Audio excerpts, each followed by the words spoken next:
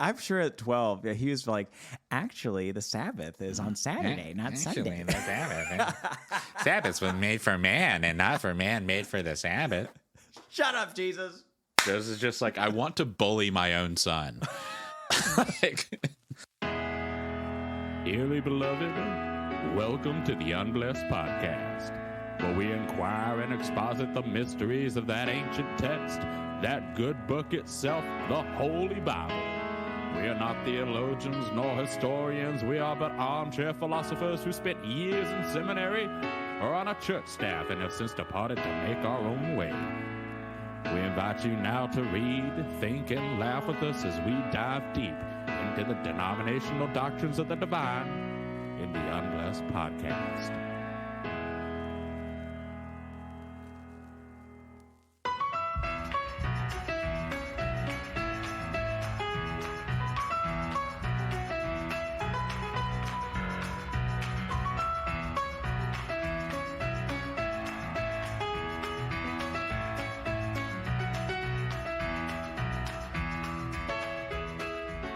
Hello, everybody. Welcome to the Unblessed Podcast. My name is Evan. And I'm Scott. And we are two ex-worship leader lounge singers. We did this segment last week, and we're going to try and do it again. One more round. Why not? A little bit more preparation this time. Yeah. So in the Christian music industry, there are some songs that sound a little more like "I love you, Jesus, date me," rather than "You are the Almighty God of the universe. Please don't destroy me." You know. Well, some people say that to their girlfriends too, though, or wives. Please don't destroy me. So, Scott, I have for us today. I've got a nice little game for us. Okay. Game for you to play at my expense. At your expense. Okay. Well, now I'm on board. Well, a game for you to play at your expense, I think, is what I actually meant. Oh, okay. Well. So I have song lyrics here, and I'm just gonna read them out. Mm-hmm. The first two, I think, are a little bit softballs, but it's going to get a little bit probably harder. going to whiff. And you're going to have to tell me whether or not it's a secular song. Okay. Or if it's a worship song. Bonus right. points if you can name the song and the artist. Oh, boy. Okay. We'll see what I can do. Yeah. Are the worship songs at least like in my wheelhouse? Or are they like these newfangled ones?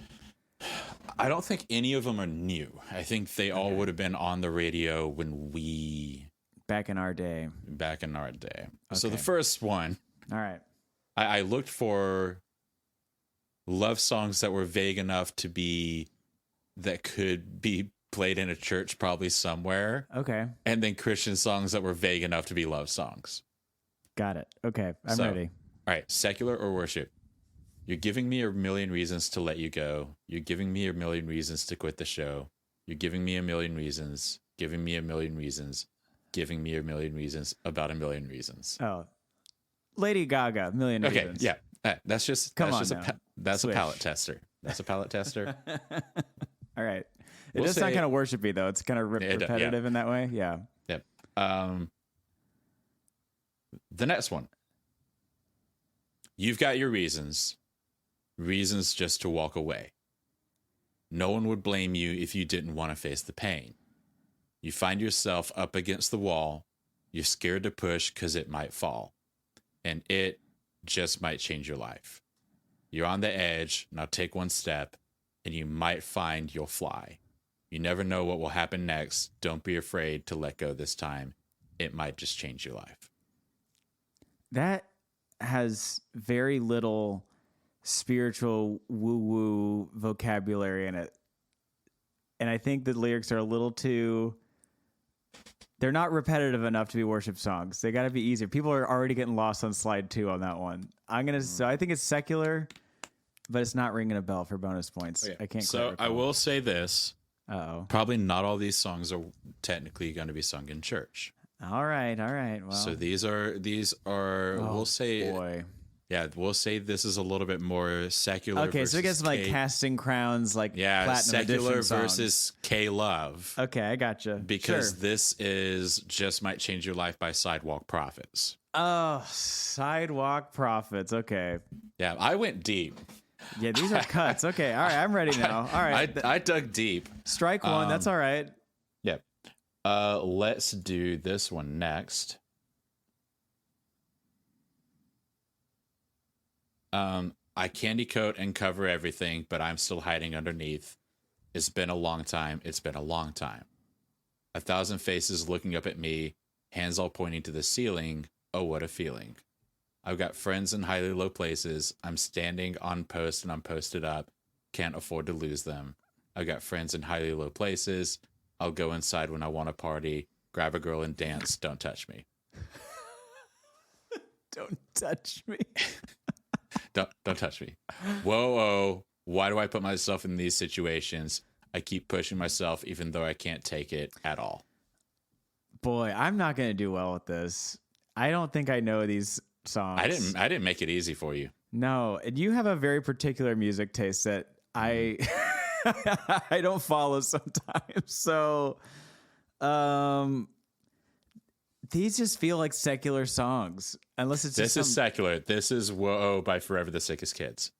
I have no idea who that is. Oh, really? Okay. I thought that would have been Scott Spanhouse. So this next one, it also hurts that I'm just reading these as like I'm the second. You're doing an audition and I'm the other person reading the lines. That's what makes it tough. Yeah. Yeah. If I hear the melody, it's game over. But this next one, I watch the proverbial sunrise coming up over the Pacific, and you might think I'm losing my mind, but I will shy away from the specifics because I don't want you to know where I am, because then you'll see my heart in the saddest state it's ever been. There is no place to try and live my life. Stop right there. That's exactly where I lost it. See that line? Well, I know I should have never crossed it. Well, I know I should have crossed it. Stop right there. Well, I never should have said that. It's the very moment that I wish that I could take back. This, I'm going to say a Christian song. I think this is like a weirdly Christian song. This is Reliant K. This is Who I Am Hates Who I've Been. Ah, okay. Yeah. I'm just pulling little nuggets. Like it's just... Is that one about God, or is it just Reliant K talk? Because they can still talk about their girlfriends. That's also true. That's why I started finding was one of them was like my girlfriend's ex-boyfriend, and I was like, okay. But right. I think it is a song a little bit about repentance. So I've got 3 more for you. Okay. And so one of them I've altered it a bit, and we'll get to that one. All right. Well, that one's a special game. Okay. So this next one. Secular or K-Love? At 20 years of age, I'm still looking for a dream. A war's already waged for my destiny, but you've already won the battle, and you've got great plans for me, though I can't always see, because I got a couple of dents in my fender. I got a couple of rips in my jeans. Try to fit the pieces. This is a Christian song. Stop right there. I don't say anymore. This is Free to Be Me by Francesca Battistelli. Is she a Christian artist? Yeah. Okay. I don't know if she converted over to the secular side at some point. Yeah, I don't. This was back in the day, at least. Okay. Okay. Yeah. That's the plans for me is what it sold me. That's Okay. This last. So this is the next. I can to sniff last. these out like a bloodhound. My love. There's only you in my life. The only thing that's right. My first love. You're every breath that I take. You're every step that I make. And I want to share you all my life with you. No one else will do. And your eyes, they tell me how much you care. Oh, yes, you will always be my endless love. Oh, that's a secular song. Yep. Is that Endless Love by Lionel Richie? Lionel Richie, yeah. It is indeed. Yeah, so I didn't keep score, but you did pretty well. So this last one. Okay. Right. I changed one lyric to church. Okay. All right. Uh-oh. I think I may have messed it up. Well, let's see what happens. Yeah. Just read. I'll probably sniff it out regardless. What I want you to do is figure out at least where I altered it in the lyrics. Okay. I bet it's the word church. Yeah, it might be. I got screwed up. So here are the lyrics. I said certified freak 7 days a week, wet ass church, make that pull out game weak. Hate you so much. Yeah, you fucking with some wet ass church. Bring a bucket and a mop for this wet ass church. Give me everything you got for this wet ass church. Do you know where I changed the lyrics? I wonder where you changed the lyrics. You are the biggest goober on earth. You get the platinum award for goober of the year.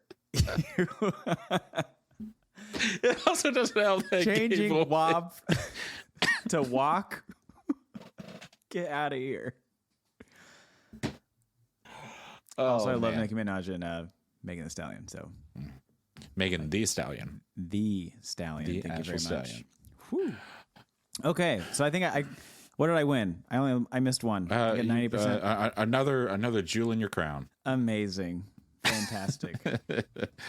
Well, our icebreaker today is a little bit more about kind of how people are responding to the teachings of Jesus in this like weird Christian national identity Yeah. world that we have. That's always been around. It's always been a thing. Yeah. But with social media, it's a lot more in front of us. There was an interview that Russell Moore did. Russell Moore is an anti-Trump conservative. He left the Southern Baptist Church because of Trump, pretty much. I was going to say he just left like in 2021?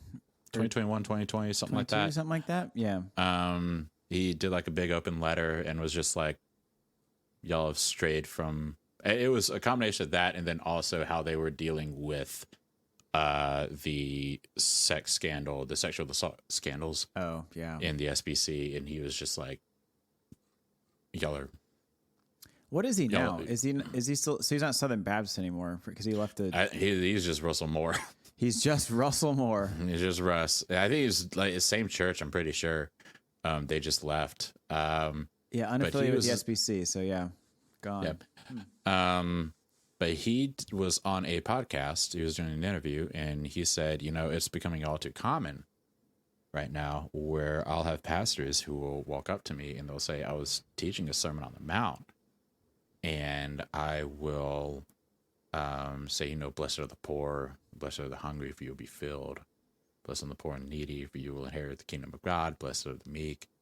And somebody will come up to me afterwards and they will say, where did you get these liberal and soft teachings? Yeah, these are weak. These are weak. And he's like, well, usually, in Russell Moore's words, he was like, and it's not that, these are the teachings of Jesus. And the person says, well, I apologize. I didn't know. These are the teachings of Jesus. And the person responds, well, you can't do that anymore. I find that so fascinating. I bump up against this all the time when people find out that I was just having this conversation with somebody on Friday. They found out I used to be a pastor and they said, well, what stopped you from being a pastor? And I said, I actually read the Bible for what it is. And I made some conclusions from that. And people are like, well, that's just not the way. Then I kind of show some verses that were a little problematic for me or didn't make sense. And people go, well, that's not the way I see it. I think God, and it's the same argument of people going, well, that's just not the way I see Jesus. And they ignore what the Bible's teaching. So it's like in the same interview with Russell, it's like we have these macho men, I can see exactly how they look. And it's like, they just want this like tough capitalist Jesus who, is all about freedom and, freedom of speech and family and speaks English. Yeah, and speaks English. And then like you show them a verse that is contrary to this idea that they have of who God and Jesus is, and they go, well, that's just not, that doesn't fit my narrative. That doesn't fit. And it's so strange to me that these people would die for a Bible, like they would say that's their favorite book, but then they don't crack it open and actually like, I guarantee these people say, what's your favorite? If you had to take it, the famous question of if you could take one book on a desert island, which one would you take? People always like the Bible, always the Bible, but they have never read it. Genesis 1:1 is my favorite verse. Yeah, absolutely. In the beginning. But I don't get it. Like, what do you make of this? Like these types of people that take on their own narrative of God and Christianity and avoid an actual conversation of what the Bible has to say about it. There's always been a bit of a struggle to contextualize Jesus in Western culture, specifically in the way that he was doing, rabbinic teachings and then trying to teach, Western Europeans that who had their own culture. And so it, like, some of it just doesn't make sense for us, for, so like something somebody said like 2,000 years ago might not immediately make sense. And Definitely. And so I think the machismo version, or like trying to over masculinize Jesus, is a way to wrestle with the fact that during that time, society was a hell of a lot more stratified than it was now. Yeah. Like Jesus saying, blessed are the poor. Fucking 99% of people were poor. Yeah. They weren't moving up. Nobody was moving up. There was no rags to riches story in the Joseph is the one. And I think it's important to realize, like, when Jesus is chatting in these and doing sermons in cities and more popularized places, that these people might have known what was going on in the political sphere. Like, they might have known there was a new king, or they might have known there was, a new ruler in some area. But I was thinking about that one scene in Monty Python and the Holy Grail where like the peasants are out in the field and they're like, I'm your new king. And they're like, we've got a king. like most people don't even know what's going on. For you? They're just hanging out on the farm. And like, yeah, maybe someone would roll up from time to time, but like we live in such a different world where we know what's going on in the White House 5 minutes after a decision's been made. Like, where back in the day, it would take months for something to enact across, a land or a country, whatever you have it.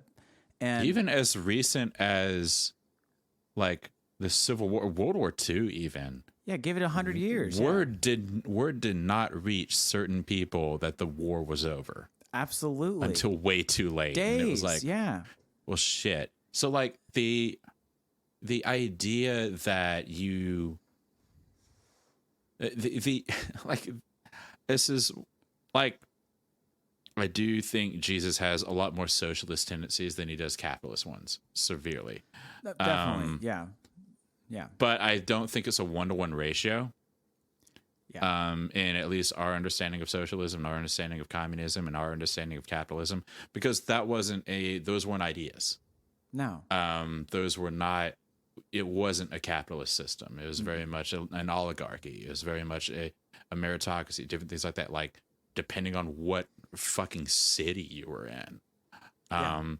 Like, it's hard to understand who rules Judea. Is it King Herod? Is it Pilate? Is it the Pharisees? Like, it's just like, sit down and think about that for a second and try to wrestle that with your American brain of a 3-branch of government. You're not going to. And so, kind of drawing this back, I think like the over masculinizing of Jesus is often a way to try and wrestle with the fact that you don't agree with him.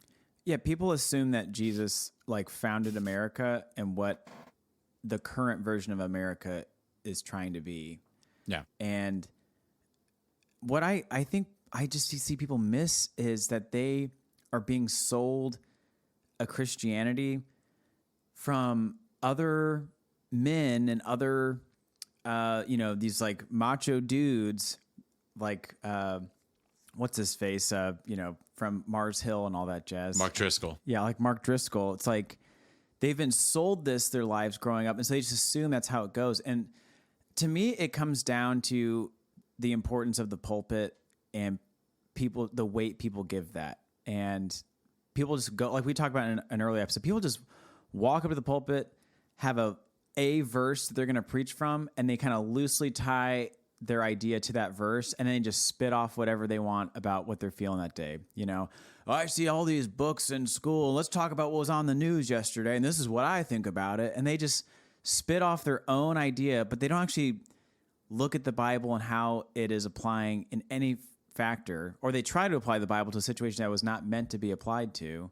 So, but anyway, to kind of bring it back to this specific Sermon on the Mount, it baffles me that Jesus' sermon of saying those who are poor, meek, merciful, pure in heart, that's too soft. That like men should be not peacemakers, but warriors, and not pure in heart. They should be impure and like impure in heart. And like kill. And what's funny is like you can still make a case for the Sermon on the Mount and how it applies to like, and this is how I grew up with like being a man's man and a masculine man and still like have this gentle leadership. And now it's like people are just taking to the extreme of like, no, not even gentle leadership. Like you got to be a dick. Yeah, you got to just like freedom of speech first and, you know, shoot first and ask questions later kind of mentality. And it's like, what happened to this idea of like being second and putting others first and servant leadership and not just being a brute? There's a skit.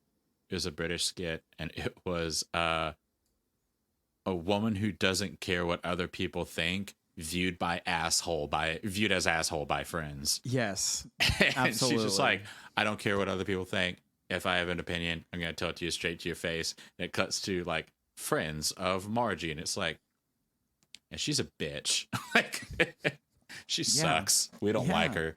And it's just, of course not. Like, do you think that is going to win you many friends in life? This attitude of like, I don't care what other people think. I'm just going to like speak my mind. I think there's like a place for being open and honest with your friends and telling your friends what's bothering you and stuff like that. But at the same time, like, there's this. Have some gentleness. Yeah, have some patience and kindness, like all wrapped up in there. It's cherry picking like certain verses of the Bible to fit again a narrative instead of just taking it all in. What verse are you cherry picking? They'll just take like random stuff of like, oh, see, like David's mighty men, like how they just went in and took what they wanted, or like, oh, we got these verses. It's I'm more or less just talking about like Jesus, because like he's talking like 80% of the time, you know, and like at what point do you gather that he's a man's man? What's the verse with David when he's in love with Jonathan? No, with Jesus. I'm talking about Jesus, not David.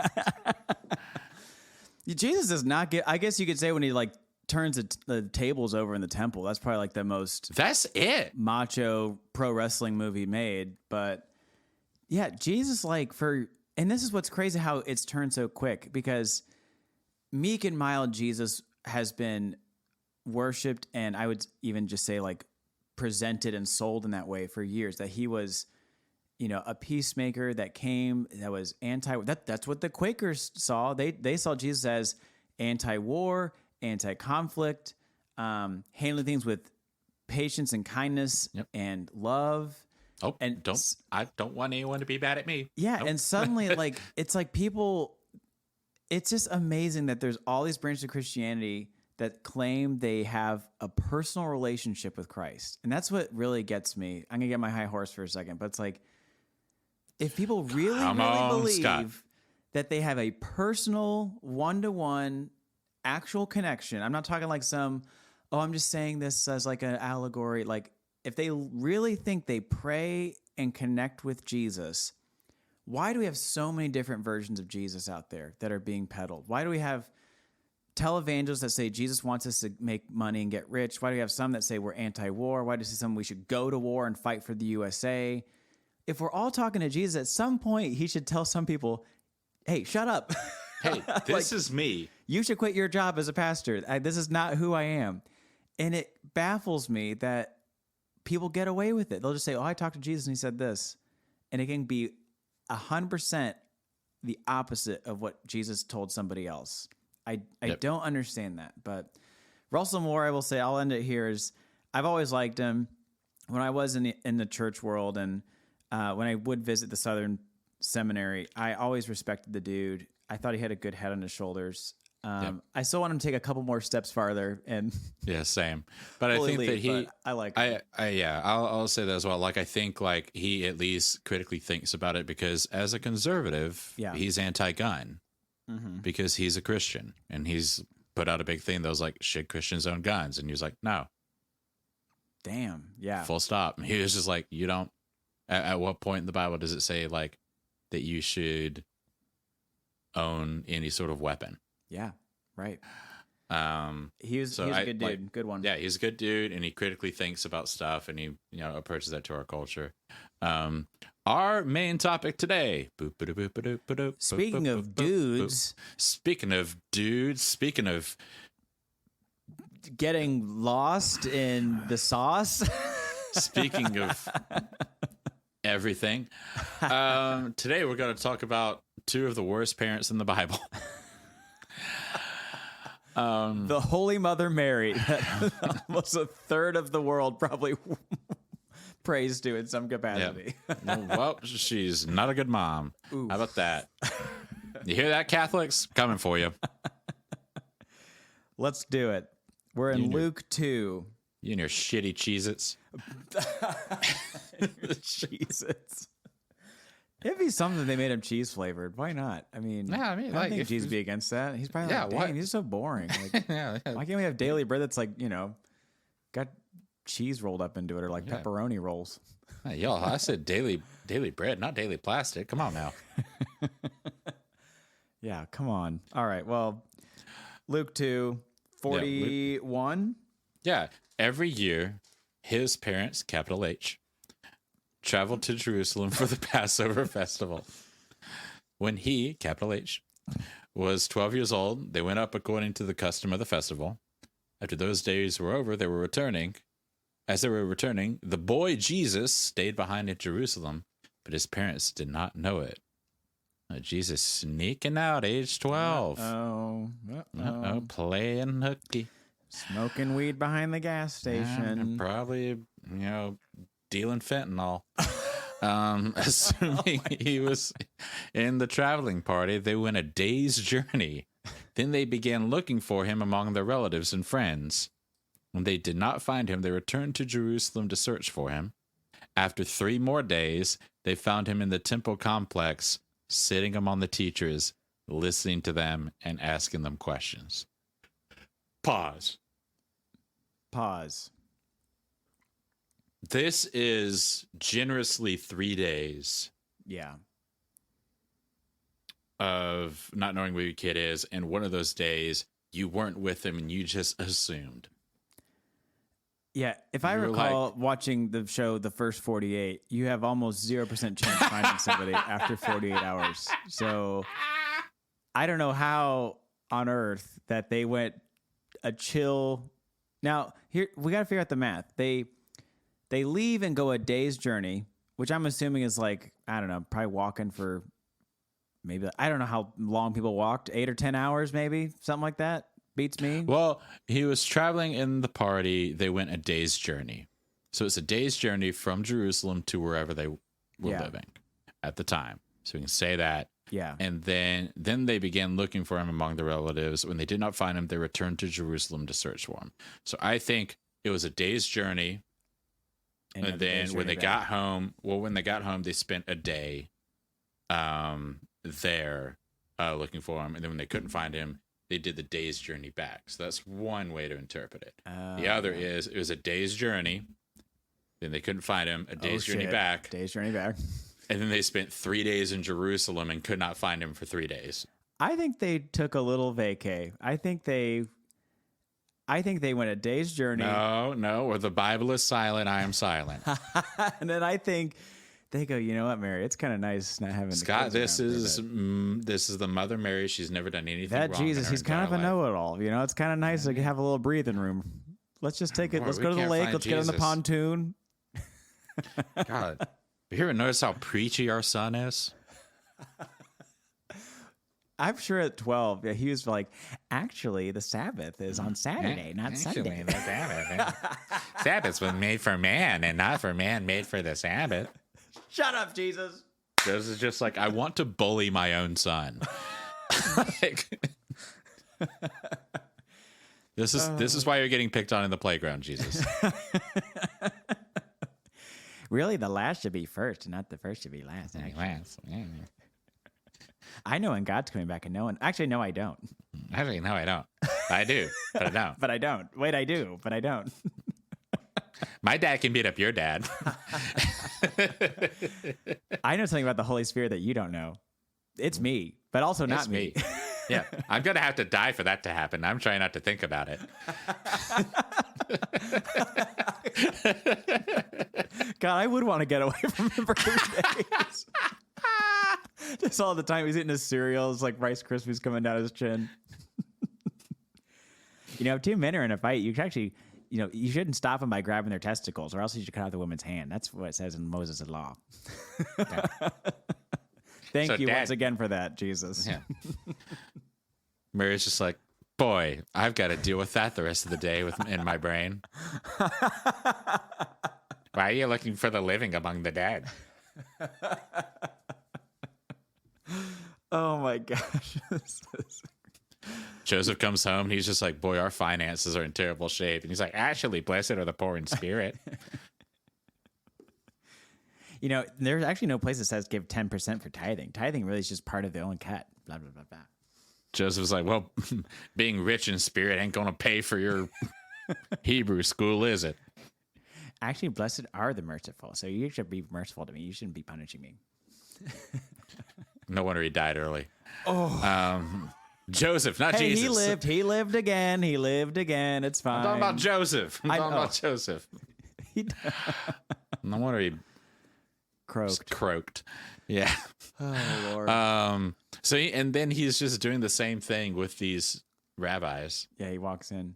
He's just like, actually, these are the 17 points in your sermon that you like. This is the equivalent of like somebody writing notes about the church service and what can be improved on the back of like a program and like leaving that in a pew. This is a notch up.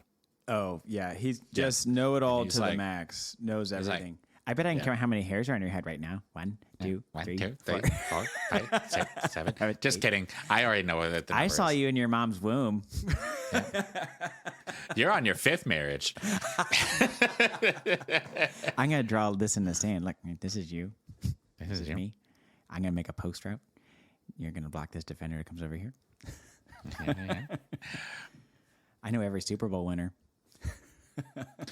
I know what a Super Bowl is. I know what a Super Bowl is.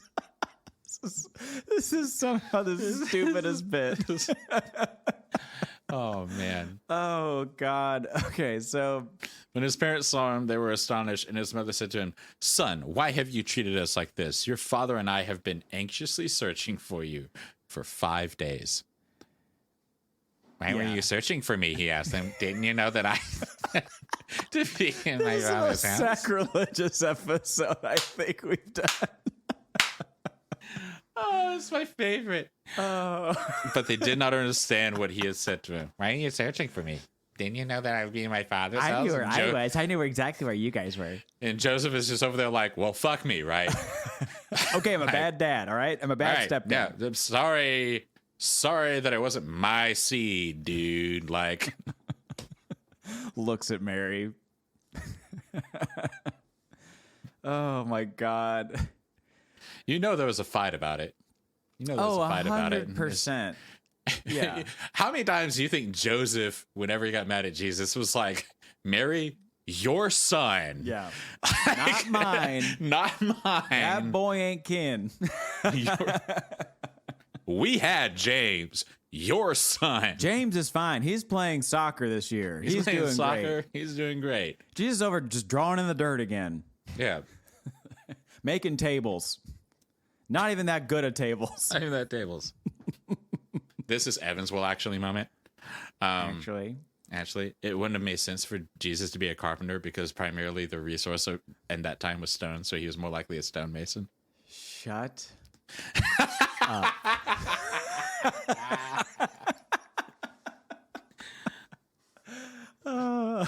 Actually. Oh, the Spirit of Jesus is taking over Evan. The Spirit of it's the Holy Spirit. Actually. I just love the idea of Jesus being kind of like a really short, frumpy kid with like glasses too big for his face. I'm imagining like those kids in like the Far Side comics, like they just have like glasses and like pinstripe shirts, and they're pudgy.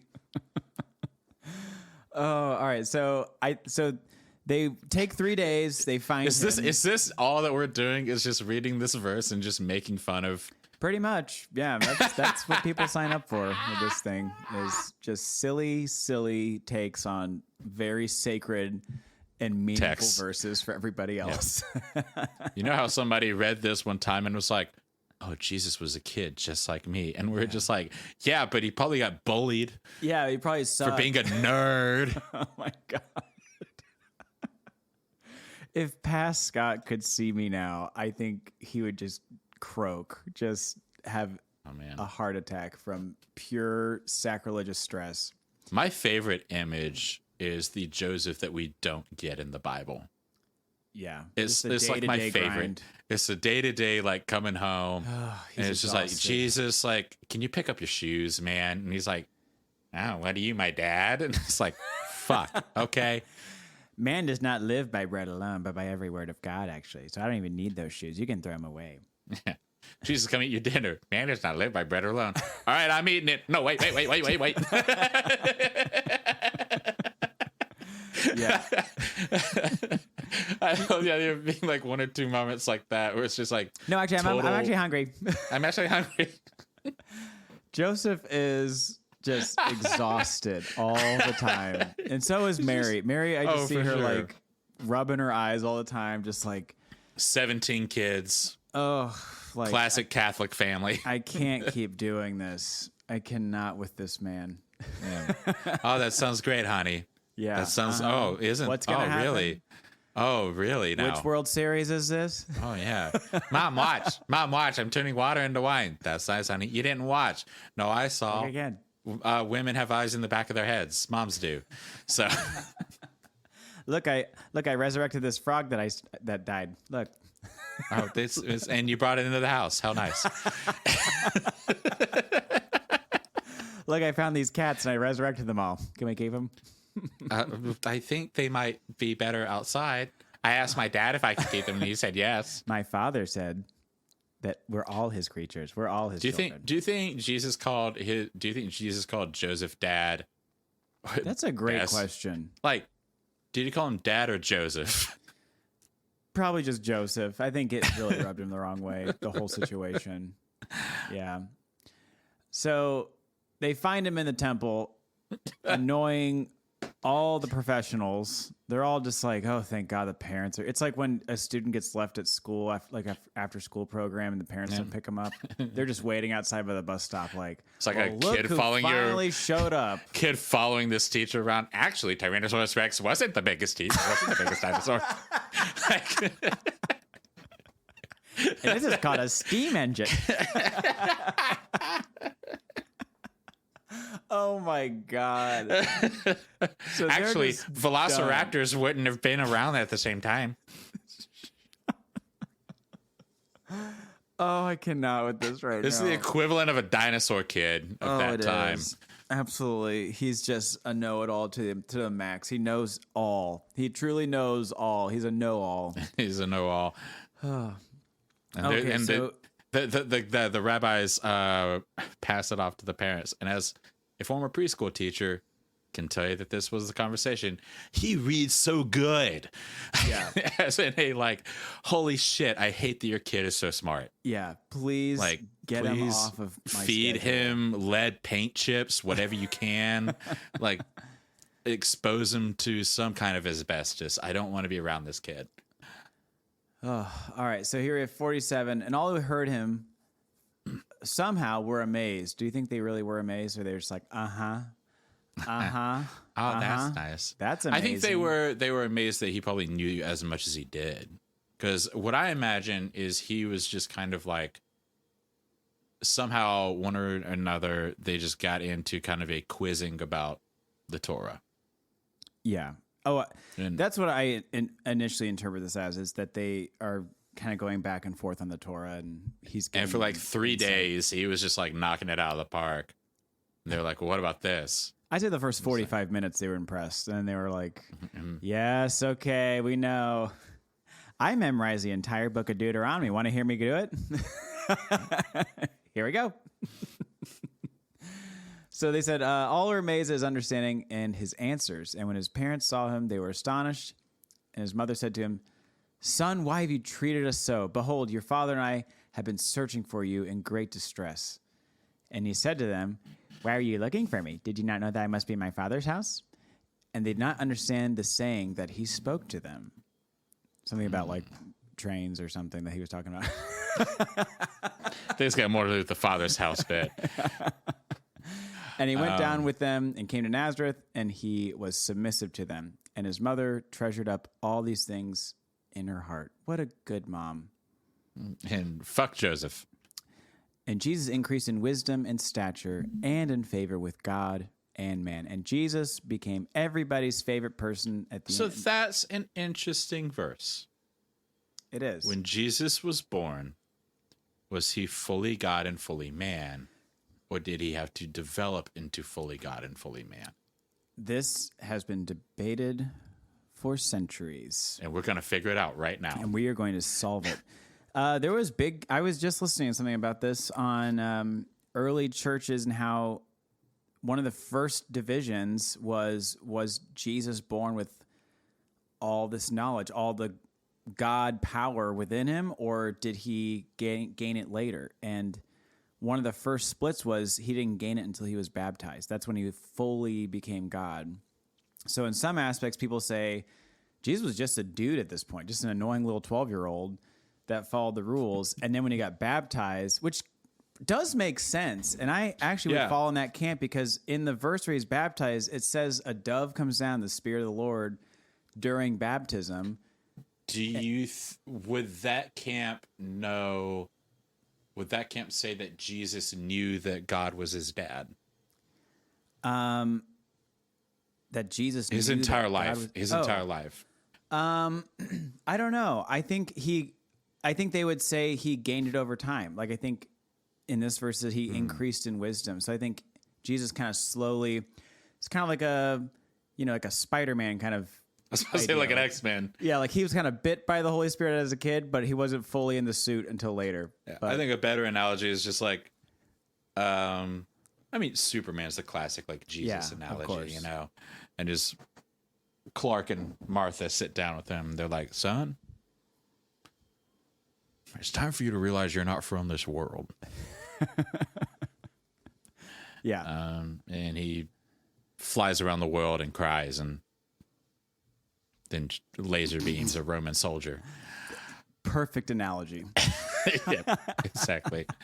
But yeah, no, like it's definitely, I can see that. I do like the idea of Jesus being like fully God, like as a 12-year-old, but also being fully a 12-year-old shithead. Well, and that's, the other camp is that he was born with all the God power, which kind of makes sense in some case, like for a verse like this. What's I find interesting is that we don't really have any other verses about Jesus' childhood except this one. If I recall, this is the only one that he offered up. Yeah, like this is the Jesus, only kid story. Jesus, what were you like as a kid? Well, was one time my parents left me for 5 days. And I was like totally talking to the rabbis, and they were all like, "Oh, what's this?" And I was, dishing out answers left and right. And finally, my parents showed up, and they were like, "You made us worried sick. Why would you do that?" And I said, "Why'd you assume that I would be walking with you? Wouldn't you know I would be in my father's house?" And they didn't get it because my parents don't understand. Yeah, they're not cool. They don't understand what I'm going through as a 12-year-old. Yeah, they're not cool like you, Mary Magdalene. Yeah, Evan's heresy counter is like through the roof today. I don't know. The debate of whether, I'm always fascinated by that there's no stories of him as a kid. And we only have the stories of him we have multiple stories of him as a baby being born, and then we have all the stories of him in his ministry, but we don't know what he was like as a teenager, and not even until he was 30 is when we finally get idea of what Jesus was like. So what was he like at 18, 21, 25? This is, and we'll see if this gets kept in the podcast. Oh boy. But already. so the whole idea of Jesus suffered every temptation. Oh, I know where you're going with He this. has to. He has to. We have to make every episode. I know. There's got to be one.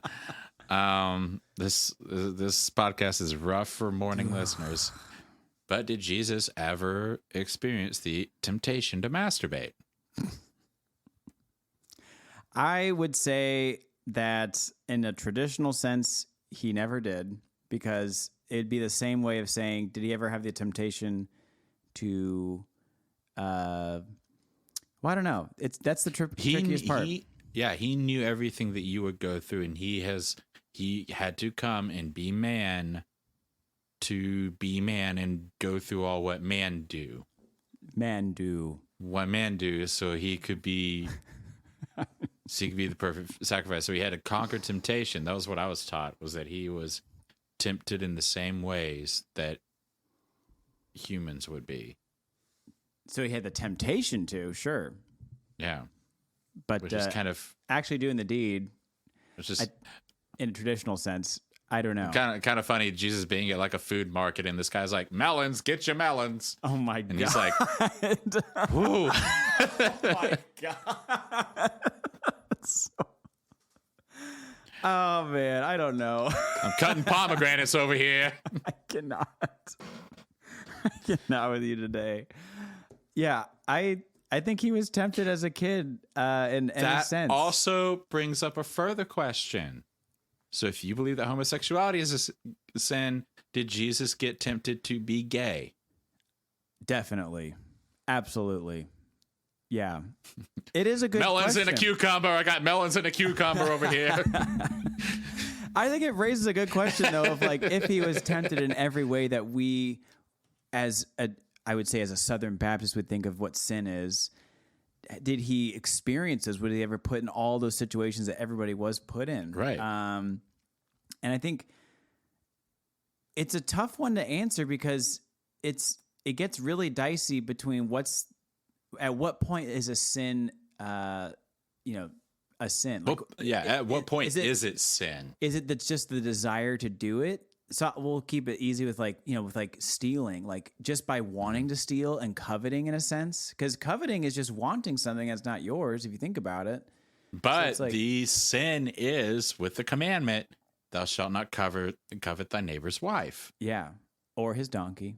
Or his ass. Or your neighbor's ass. The actual verbiage is neighbor's wife. So you covet whatever. Yeah.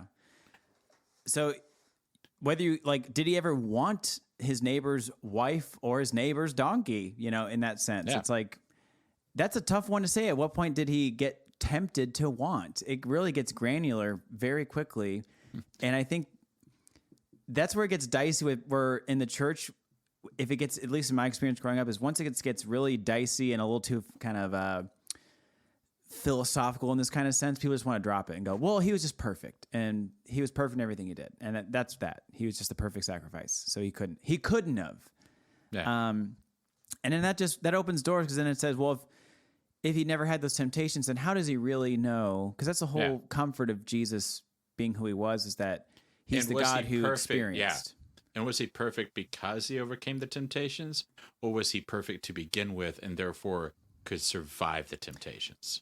Honestly, that was what early churches debated, because they said he couldn't be the great comforter if he didn't go through those things himself. If he was perfect to begin with, like you said, he had to meet adversity and conquer it, not just endure it with the perfect score. Like, oh, well, I'm God and I'll never sin. It's impossible for me to sin. He had to be tested by time. These verses are fascinating of whether Jesus was, you going back to 52, they increased in wisdom and stature and favor with God. I find it interesting that it puts favor with God and man. I know. I understand the favor with man. Okay, he's getting more popular. He's getting more notoriety in, the public. God's just sitting up there we'll see how this kid of mine turns out. Well, and that's what's kind of interesting is we do believe that Christ became God at the baptism, that does implicate that he could have gone wrong and like he had to start over. Like that's what I kind of wonder. I remember thinking about this as a kid of like, were there like other Jesuses that just didn't make it? Like maybe they were born of a virgin. They had like they got almost to the right level, and then they messed up. Like they got to the food market with the guy with the melons, and they just gave in that day. That's too much. Woo! Whew. That's too much woman for me. Every Jesus had to encounter that same man at the food market. He's the final boss of purity. Is Josiah the Melon Man. Josiah the Melon Man. Melons over here. He just puts melons, them in like a big get your burlap melons. sack, just like Melons. Nice juicy melons. it's like when Selling them for a pair each. Baloo the bear puts in coconuts into Jungle Book and it's just bouncing around. It's exactly the same. Oh my gosh, Jesus just like, I can't. This is the day. This is the day. It's Fuck Melon it. Man Day. And he knows ahead of time. He's starting to gain some of that extra power. He's like, I He's feel like, something coming today. I feel something coming. Josiah the Melon Man. It's going to be the most ultimate trial. The ultimate trial. I know I'm going to have to deal with the devil later in ministry, but boy, Josiah the Melon Man. Conquer Josiah the Melon Man. I know I'll be okay. This is worse than being crucified. It's where drag was born, too. The godfather of drag. Josiah the Melon Man. The Melon Man. Oh my God. He has no idea either. He's just selling fruit, just slinging fruit. Yep. God created him just to tempt all of his children. Tempt the 30 Jesuses that came before the real Jesus finally. He was looking away, though. He wore like special sunglasses or something. Yeah. Was it by convenience? God. Like, did he have to like bend down and like look at a rock? Yeah. I got to look away. I gotta look away. Melons. Get your melons here. Jeez. Final This is thoughts. dumb. Final thoughts on our stupidest episode ever. Oh, man. My final thought is, one, I can't get Josiah the Melon Man out of my mind now for the rest of my life. But Good. I'm still intrigued that this is the only story of Jesus as a kid. I've always just find it fascinating that if this is the word of the Lord that God wants us to have, why can't we just get a few more stories? Like, why is it just such a big gap? Like, I just feel like if we have more literature on celebrities that no one cares about at hand than we do about Jesus's life growing up. You know, it's like, it's amazing that one of the most important and divisive and influential figures in all of history, and we have like nothing from 0 to 12 and then from 12 to 30. Like, there's just huge gaps. So but as far as this verse is concerned, it was always taught to me about just how special Jesus was as a kid, and that he was kind of anointed at a young age, and that he was just always able to amaze people with the way he handled the word of the Lord. But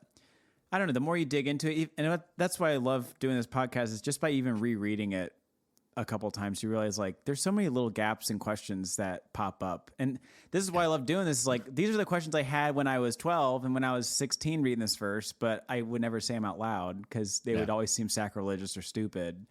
And now we're getting sacrilegious up in here. And now we are doing it, just on a microphone. But yeah, what do you think, Evan? What's your final thought on? I think the exact same. It is the only story about Jesus between being a babe and being a babe. God. It's creepier than I wanted to sound. Between being a baby and then being an adult. And it's just kind of an odd story that's thrown in there. We don't really know, like, what is the purpose? Is it to say that he had that knowledge, that he was a special kid? Or is it to say that Joseph and Mary were shit parents? Kinda. Like, is a bit of column A, bit of column B? Yeah. Very interesting verse. What are you plugging? What have you been consuming? What's on your Well, I guess what's on your schmuzz list? what's on the list? I don't know. I guess just because it's on my mind, but I'll plug Kings Island. I just went there over the weekend, and it was. I like to remember it as it's like streaming Walmart Plus. You get like it's like there's a specific concentration of people at theme parks that I noticed. Walmart Plus. It's like everybody that you would see at Walmart, but outside riding rides with their shirts off. A lot of tattoos, a lot of like very faded and very interesting amateur tattoos that I found. Like I was really enjoying. That is pot calling the kettle black. Hey, I have tattoos. They're not great. They're okay. I'm just saying, like, I think someone nice. had like a Pumbaa and Timon the size of their entire back. I think is a little different than having my wife on my arm. That's fair. That's fair. A lot like one was like Daddy's Little Angels was on like another tattoo. There was just all sorts of like very amateurish looking tattoos. But Daddy's Little Angels is the biker gang that's been like hired to protect the Rolling Stones. Daddy's Little Angels. Daddy's Little Angels. Still fun. Had a good time. Not quite as my stomach got a little queasy on a few of the rides because I'm old now, but I still love roller coasters. It was a blast. But I'll plug that. Yeah, go to Kings Island if you are in the Midwest area. Why not? Fun time. Yep. What about you, Evan? We started watching What We Do in the Shadows, the new season. Nice. So freaking good. Waited till Katie got back from her field season to start doing it. But hilarious. Up and down. Can't recommend it enough. But yeah. Thank you so much for listening to our podcast. We really appreciate it. You can find us on social media at UnblessedPod, wherever you get your social media. You can also email us at unblessedpodcast@gmail.com. Or just keep it simple now. Go to our website, www. We have a website? .unblessedpodcast.com. And we got all the information there, our social media links, a little about me page. Everything's there. Is it Unblessed Pod or Unblessed Podcast? Maybe Unblessed Podcast. Unblessedpodcast.com. Yeah. There it is, Unblessed Podcast. Dearly beloved, welcome to the Unblessed Podcast. I love that. Apparently Evan hasn't seen it yet, so I have not. I'm looking at this for the first time. So keep it simple. No more checking all these social media. Just go there and you'll find everything you need about us. Yeah. We really appreciate you. Our website also looks pretty fun. It's pretty dope. A little surprise for Evan today, I guess. Yeah. You know what? That's a good old pick me up. And without further ado, don't forget to close your Bible.